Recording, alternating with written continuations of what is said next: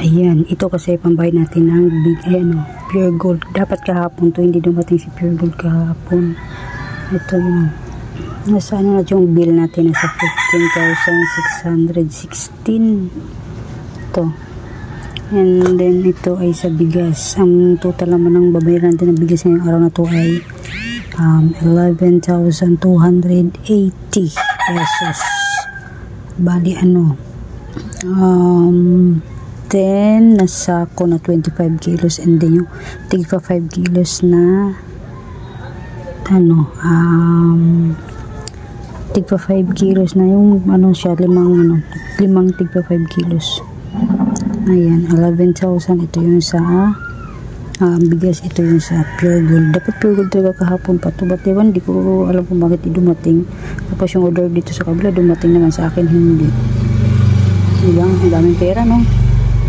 Sana kung ipon natin yan, no? May pira nga tayo, tama naman pambayad. Ay nako, hindi mga kasari, habang nagkakape, nag-ayos ako ng ating ano, ito mga paninda yan, no? Kape ko, diba? Aga-aga nag-ano tayo, ma-deliver tayo. Ito na yung atong resibo sa ating bigas. So, diba? Ayan, 11,280 pesos ang ating binayaran kay bigas. And then, yan lang naman. Ilang sako lang naman din yan. Diba? 11 na sako na tag 25. And then, by 5 ay 5 sako lang din. O, ayan na si kuya. Nagbaba na siya ng bigas dyan. And then, tinanong niya ako kung saan daw niya ilalagay yung aking bigas. Sabi ko, may nakalagay naman na dito sa loob na 2 piraso, kaya doon mo na idagdag kuya. Kaso na problema siya kasi daw ang taas na daw, baka daw may mabagsakan. And then sabi ko, sige kuya, ang 2 na yun ay nasa baba na lang, sa sahig na lang, kasi yung iba kasi is nilalanggam talaga yung bigas, diba?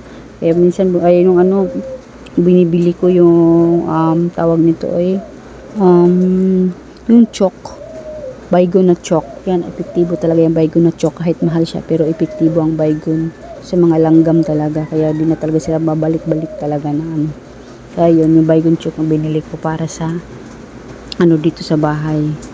Lalo sa tindahan natin. Kasi sayang kapag nilalanggam yung ating mga ano, paninda. And then, ayan nga, nag-abot na ako pagbayad kay kuya.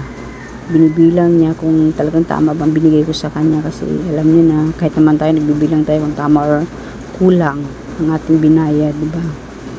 Yan, panay pa rin ako si kuya dyan. Habang nag-aantay, nagkukuntuhan. Driver to yung nasa ano na yan, kumuha ng pera ay siya yung driver ng truck na yan. Pahinante yung 2 na nagbubuhat. Diba sa trabaho ng bigas, ano? Yung mga nagde-deliver ng bigas.